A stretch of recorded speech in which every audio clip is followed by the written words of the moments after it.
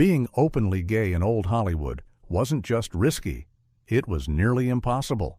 The industry thrived on carefully crafted images, and stepping outside those lines meant career suicide. Studio contracts, gossip columnists, and rigid social norms all worked together to keep many of Hollywood's brightest names in the closet. Still, whispers never stopped. Audiences and insiders speculated endlessly about who was really straight, who was pretending, and who lived double lives behind the velvet curtains. For some stars, secret relationships shaped their careers as much as their public romances.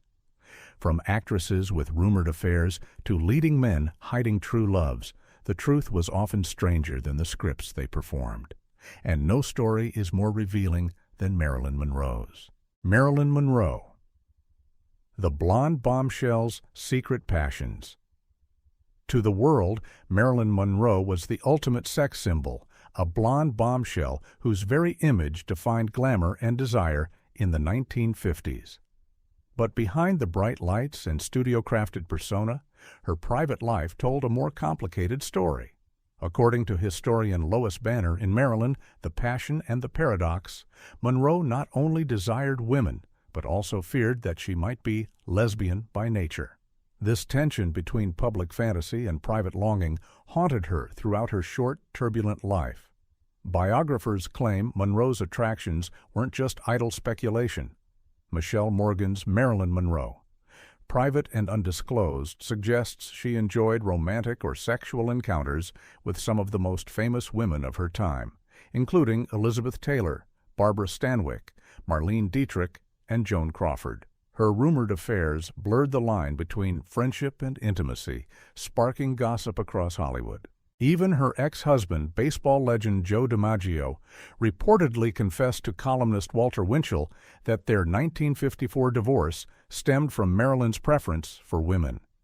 Her relationships weren't limited to stars. Monroe was said to have engaged in affairs with her acting coaches, Paula Strasberg and Natasha Lytess. The latter case ended in heartbreak.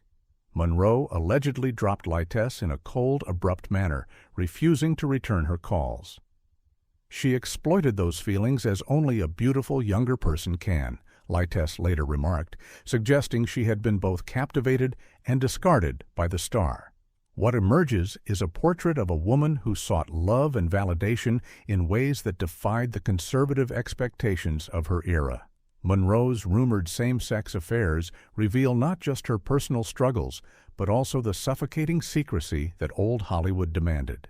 For a woman immortalized as the embodiment of heterosexual male desire, the possibility that her deepest connections may have been with other women adds a fascinating, poignant layer to her legacy. Katharine Hepburn, Hollywood's Ice Queen, and her secret desires. Katharine Hepburn carved her place in cinema history as one of the most decorated actresses of all time, winning 4 Academy Awards for Best Actress, an unmatched record. Known for her sharp wit, tailored trousers, and refusal to conform to Hollywood's expectations of femininity, Hepburn exuded independence on and off the screen. Yet, according to multiple accounts, her private life held a dimension far removed from the carefully managed public image of a strong, solitary woman.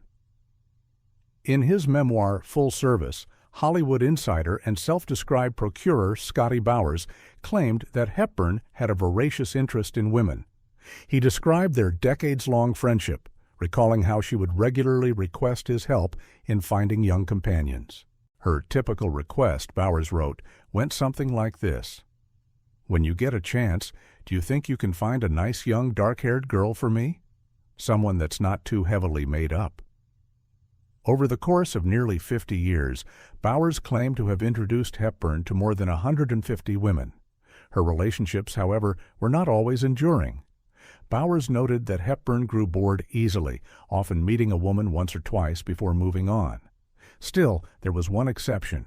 The actress reportedly became deeply attached to a young woman named Barbara, with whom she maintained a clandestine relationship for nearly half a century.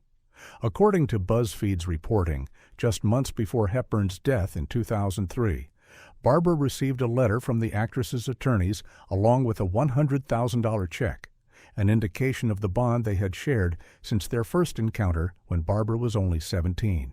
Though Hepburn was famously linked to actor Spencer Tracy in what many still romanticize as a great Hollywood love story, these claims paint a different picture, one of a woman who lived a life of both freedom and secrecy. If true, her attraction to women underscores the complexity of her defiance against traditional gender roles. Hepburn wasn't just rejecting Hollywood's expectations. She may have been quietly rewriting them on her own terms. Barbara Stanwyck, Hollywood's tough lady with a hidden life. Barbara Stanwyck earned her reputation as one of Hollywood's most versatile actresses, playing everything from hard-boiled femme fatales to tender-hearted mothers. Yet, while audiences admired her sharp screen presence, her private life became the subject of endless speculation. Biographers and gossip columnists alike hinted that Stanwyck's greatest secret wasn't her acting talent, but her sexuality. Author Axel Madsen went so far as to call her Hollywood's biggest closeted lesbian, claiming her relationships with men were largely for show.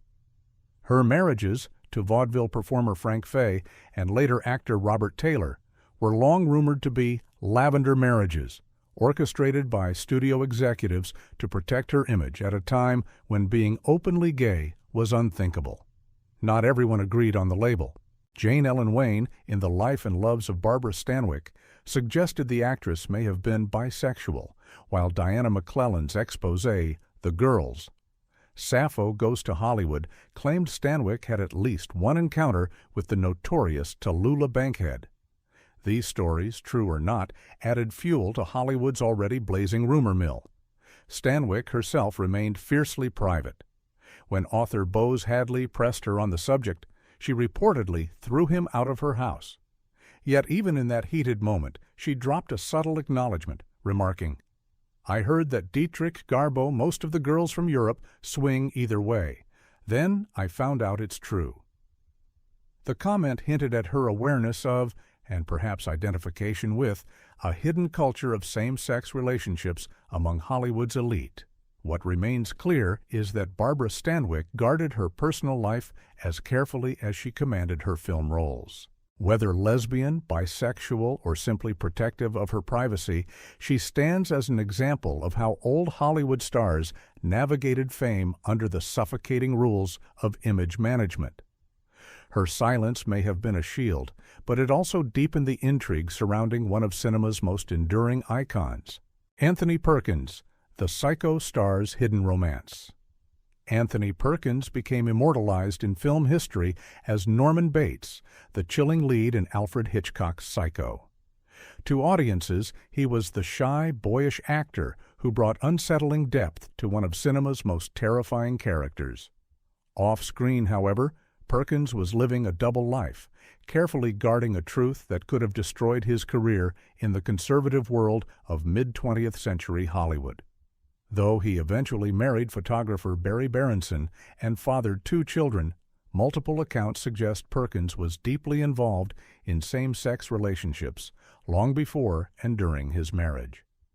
Artist Don Backerty revealed in Charles Weinkauf's biography, Split Image, the life of Anthony Perkins that Perkins had carried on a relationship with fellow actor Tab Hunter, Hollywood's golden boy of the 1950s. Cameraman Leonard Smith confirmed seeing Hunter visit Perkins frequently on set, often just to have lunch together. Their bond was evident, even if the industry refused to accept it. Unfortunately, Hollywood was not a kind place for such relationships. Crew members allegedly gossiped and mocked the pair, forcing Perkins into an even tighter shell of secrecy. Scotty Bowers, the same Hollywood insider who spoke about Katharine Hepburn, added another layer to the story. He claimed that Perkins was always searching for new connections, often asking him, "Who do you have for me for tomorrow night that will surprise me? Anything really new?" The portrait that emerges is of a man caught between desire and fear, success and secrecy. Perkins's career thrived on playing outsiders, men with hidden lives and repressed urges. In many ways, those roles mirrored his own existence. His marriage and family life showed one version of Anthony Perkins to the public. But behind the camera, he was navigating a world where being true to himself could have meant the end of everything he had worked for. Greta Garbo, the enigmatic star and her exciting secrets. Greta Garbo remains one of the most mysterious figures in film history, an actress whose quiet intensity and elusive aura made her unforgettable. On screen, she embodied elegance and melancholy. Off screen, she became famous for her reclusiveness and desire to be left alone. Yet, according to journalist Diana McClellan in her book, The Girls, Sappho Goes to Hollywood, Garbo's private life may have held a secret romance that shaped her mystique forever. McClellan spent years piecing together rumors and testimonies about lesbian affairs in old Hollywood, and she concluded that Garbo and Marlene Dietrich, two of the most glamorous stars of their era, were romantically linked. Their alleged affair reportedly began when Garbo was just 19 years old during the filming of the 1925 silent drama The Joyless Street. Dietrich, who was known for her charm and her compulsive appetite for seducing beautiful women, is said to have pursued the young Swedish actress with confidence and success. This early entanglement, McClellan argued, left a permanent mark on Garbo's personal life and public image. From then on, Garbo became fiercely private, cultivating a reputation for inscrutability and emotional distance. Her refusal to marry and her avoidance of Hollywood's publicity machine only fueled speculation. To those who knew her best, Garbo reportedly described same-sex relationships as exciting secrets, words that captured both the thrill and the danger of intimacy in an era of rigid moral codes. The idea of Garbo and Dietrich together remains one of old Hollywood's most tantalizing rumors, not just because of their fame, but because of how perfectly it fits the mystery Garbo embodied. Whether or not their relationship truly happened, the whispers of that youthful romance helped define Garbo's legend. She wasn't just the woman who wanted to be alone. She was the woman who kept the world guessing. Rock Hudson, the leading man who hid his true love. Rock Hudson was Hollywood's ultimate leading man. Tall, handsome, and charming, he starred in romantic comedies and sweeping dramas that cemented him as the picture of heterosexual masculinity.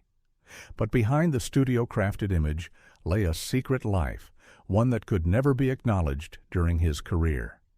For decades, Hudson remained closeted, even as whispers circulated in Hollywood about his private relationships. On the 30th anniversary of Hudson's death, People magazine published an interview with Lee Garlington, a retired stockbroker who revealed that he had dated the actor between 1962 and 1965. Garlington remembered Hudson as a sweetheart, describing how their relationship grew from a chance encounter into a quiet romance. The two often attended premieres together, though always with women on their arms to maintain appearances. Nobody in their right mind came out, Garlington explained. It was career suicide. We all pretended to be straight. Their relationship eventually ended, not because of scandal, but because of emotional needs.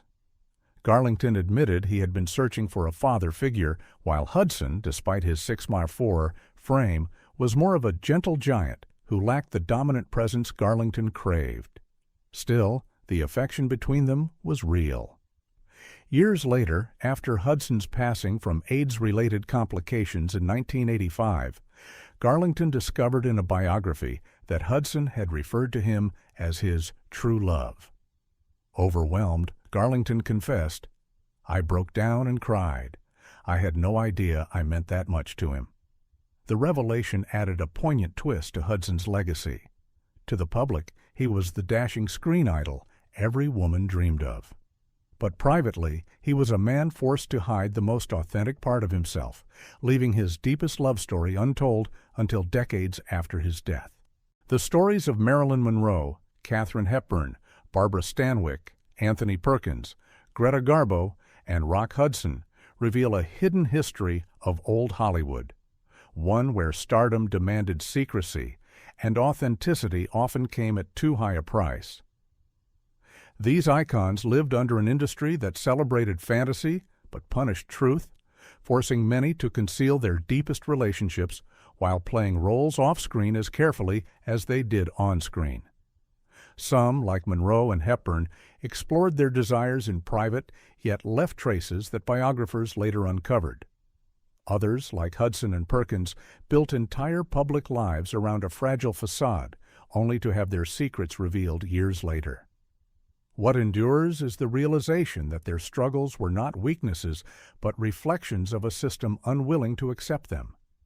Their legacies remind us that behind the glamour and acclaim were real people searching for love, freedom, and the right to simply be themselves.